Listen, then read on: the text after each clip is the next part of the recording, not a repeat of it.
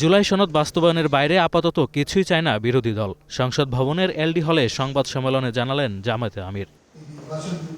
এ সময় সরকারি দলকে জুলাইয়ের প্রতি সম্মান জানিয়ে সংবিধান সংস্কার পরিষদের শপথ নেওয়ার আহ্বান জানান ডক্টর শফিকুর রহমান। প্রথম দিনে দুটি শপথ নিয়েছি।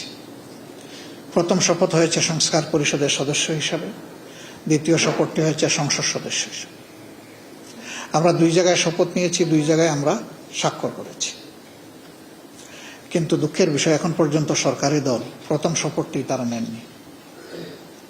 আমরা তাদের প্রতি আহ্বান জানাবো, আসুন জুলাইকে সম্মান করি। জুলাইকে সম্মান করলেই ২৪ থাকলেই ২৬ হবে, নইলে ২৬-এর অস্তিত্ব থাকে না। জামায়াত আমির এ সময় আরও বলেন, দায়িত্বশীল বিরোধী দল হিসেবে ভূমিকা রাখতে চায় জামায়াত। বলেন, সরকার ভুল করলে পরামর্শ দেওয়া হবে, না মানলে জনগণকে সঙ্গে নিয়ে রাজপথে নামবে তার দল। ইতিমধ্যেই আমরা ঘোষণা করেছি, বিরোধী দল হিসেবে আমরা একটা দায়িত্বশীল বিরোধী দলের ভূমিকা পালন করতে চাই।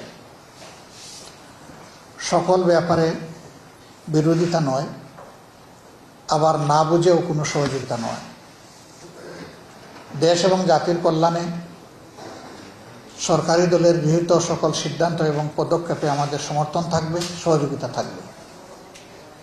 কিন্তু দেশ এবং জাতির ক্ষতি হয় এমন কোনো সিদ্ধান্ত কিংবা পদক্ষেপ নিলে আমরা আমাদের দায়িত্ব সেভাবেই পালন করব।